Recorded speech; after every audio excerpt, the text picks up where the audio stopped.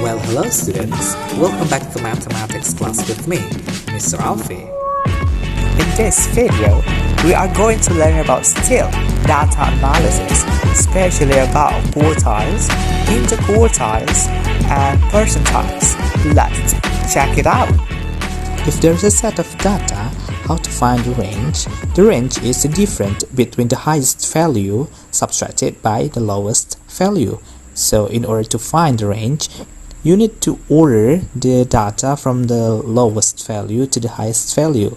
And then you will find the highest and the lowest value. And you find the difference, which means you subtracted the highest with the lowest. There is a set of data which there are 7 data there. So in order to find the range, you need to put the data in order. So if you put in order, we find that the lowest value is 6 and the highest value is 50. So the range is 50 minus 6. Or you don't need to put it in order, you just simply find which value is the highest, which means 50, and which value is the lowest, it's 6. So you subtract it, you find the difference. 50 minus 6 equal to 44. So how to find the range of the data if the data set in a table? In order to find the range of the data, you just need to find the lowest value of x, it's 25, and the highest value of x is 75. So you subtract it, you find the difference. 75 minus 25 equal to 50.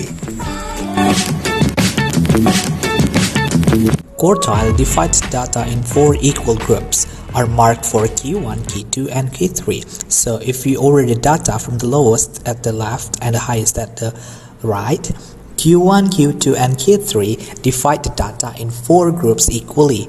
So the Q2 is equal to median, divide the data in 2 parts equally. And Q1 divide the first half of the data in 2 parts equally, and Q3 divide the second half of the data equally. Each section equal to 25%. Q1 is equal to 25th percentile, Q2 equal to the 50th percentile, and Q3 equal to 75th percentile. Let's do some examples. In order to find the quartiles, you have to arrange the data in order. For set F is already arranged in order, and that is the arrange for set G in order. As you can see, in set F there are 7 datas, and there are 8 datas in set G. First, you need to find the median or the quartile 2.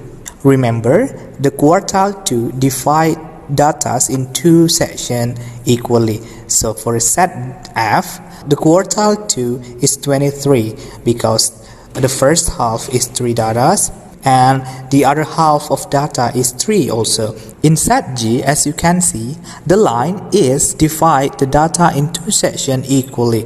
So at the left there are 4 datas and the right there are 4 datas. But how to find the number between 27 and 30? You need to find the average. You add the number all together and divide it by 2. That the Q2 or quartile 2 for set G. So now how to find Q1 and Q3 in set F? So as you know, the first half of set F there are 3 datas. You divide the 3 datas in 2 sections equally. So the Q1 is 15. And for the other half, there are also 3 datas. So you divide the 3 datas equally.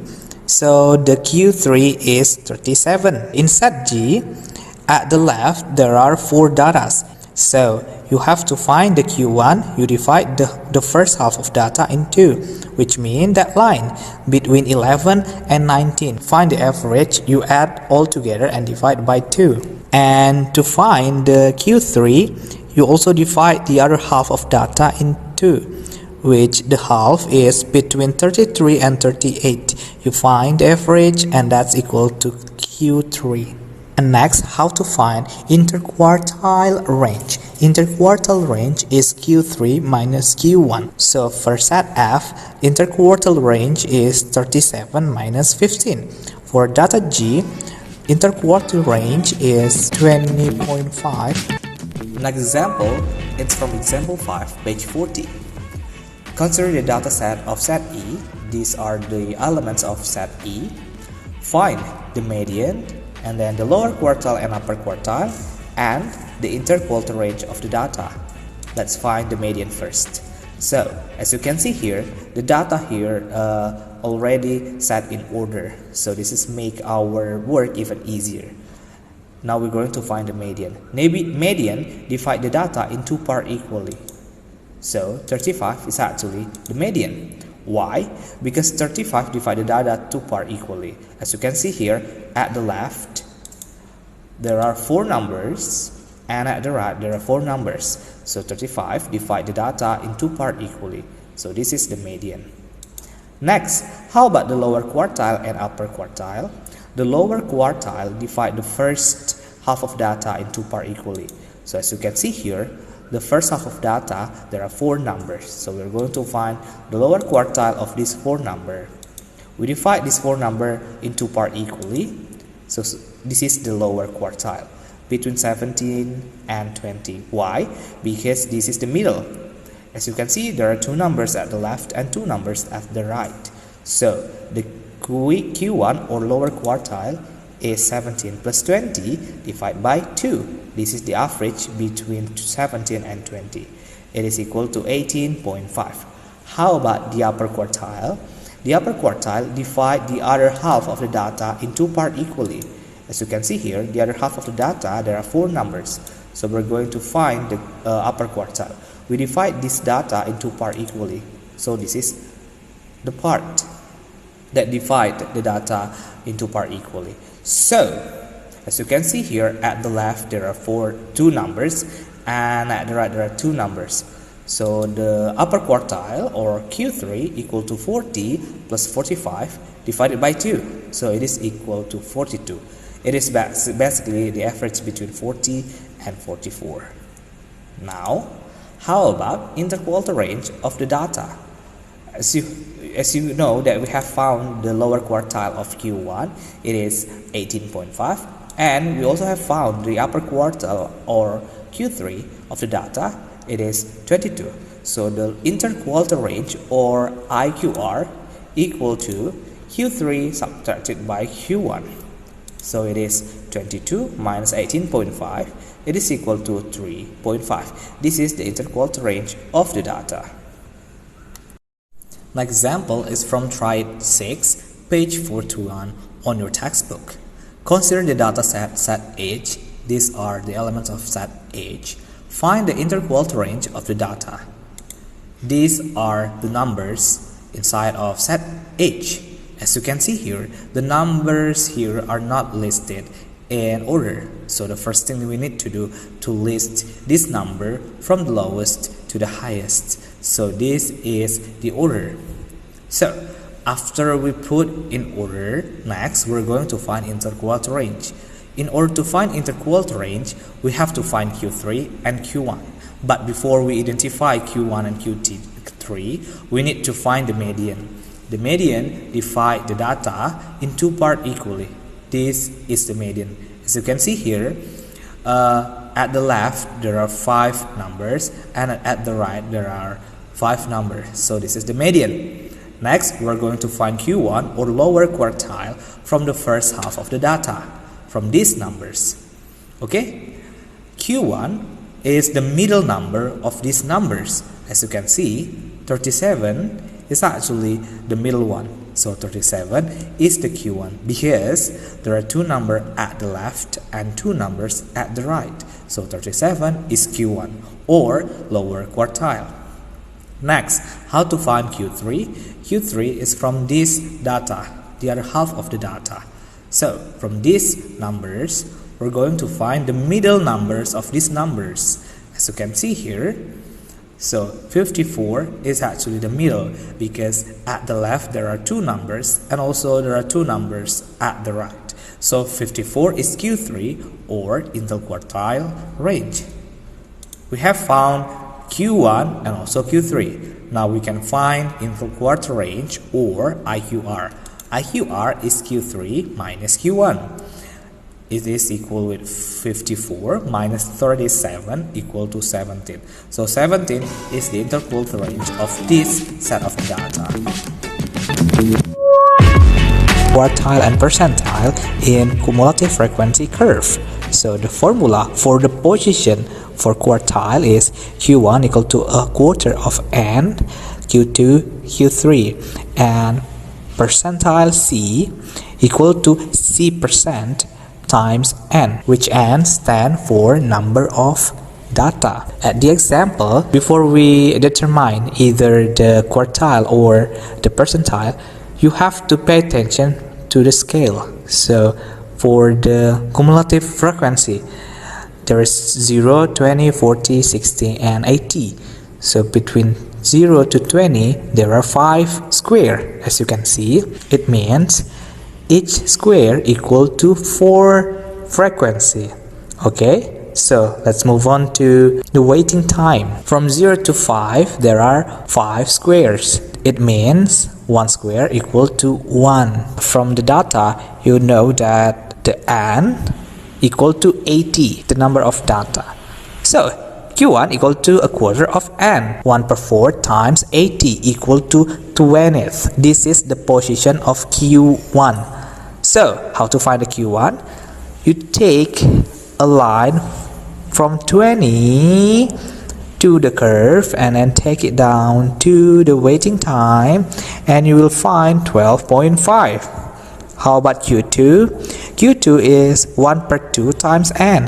1 per 2 times 80 equal to 40th. So the 40th frequency, you take the line from 40 to the curve and take it down, and you will find 17. How about Q3? 3 per 4 times n, 3 per 4 times 80 equal to 60th. So the 60th frequency, and you will find 20. How about percentile? For example, let's say percentile 30. So percentile 30 equal to 30% times n. 30% times 80 equal to 24th. 24th, this is the position. So find the 24th in cumulative frequency and then take it down. You will find equal to 14. And then the other example, percentile 70. It's 70% times n equal to 56th. The 56th position, you will take it down and you'll find that percentile 70 equal to 19. Next example from Triad 9, page 46. The following cumulative frequency curve shows the distribution of the floor areas of 600 apartments. Now pay attention to the scale. From 0 to 100 in this axis, this is a cumulative frequency. From 0 to 100, there are 100 apartments. That means 5 square here represent 100. Each square is 20 frequency. From 50 to 60, this is the axis for the area in meter square. From 50 to 60 is 10 meter square. There are 5 squares. So that means each square represents 2 meter square. So the question asks, use the curve to find the 90th percentiles of distribution. Remember the formula of percentiles. Percentile C equal to C% multiple with n, where n is a total frequency. As you can see in this curve, the total frequency is 600. So percentile 90 equal to 90% multiple with 600. So it is 540. 540, it is not a percentile 90. This is only a position of percentile 90. So the 540th position, that's percentile 90. Whereas 540th, we find 540 in this axis, it is around here. Because each square is 20, so 540 is 2 squares above 500. We make a horizontal line to the curve, and from the curve we make a vertical line to the area. So here it is 90, but 4 square at the right of the 90. That means percentile 90 equal to 98 meter square. Next, still use the curve to find the interquartile range. To find the interquartile range, we have to find Q1 and Q3. First, we're going to find Q1. This is the formula for Q1, 1 per 4 times n, where n is a total frequency. In this case, n equal to 600. So Q1 equal to 150. This is not Q1, this is only the position for Q1. We place 150 in this axis.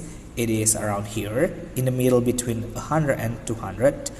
We make a horizontal line to the curve, and from the curve we make a vertical line to the area. So this is actually the Q1. So the Q1 is 62.5 meters square. Now we're going to find Q3. Remember, the formula of Q3 is 3 per 4 times n. So Q3 is 3 per 4 times 100. It is 450. 450 is not a Q3. This is only a position of Q3. We place 450 in this axis, which is between 450, it's around here, and make a horizontal line to the curve, and from the curve make a vertical line to the area. So the Q3 is around 84 meters square. Here, this is the actual Q3. So, at the first, we are asked to find the interquartile range. IQR is Q3 minus Q1. We have found the value of Q3, which is 84, and Q1 is 62.5. So, the value of interquartile range is 21.5. I think that's all for today. Thank you so much for watching this video, and don't forget to do your assignment at that model. Please stay healthy and keep the spirit up. Bye for now.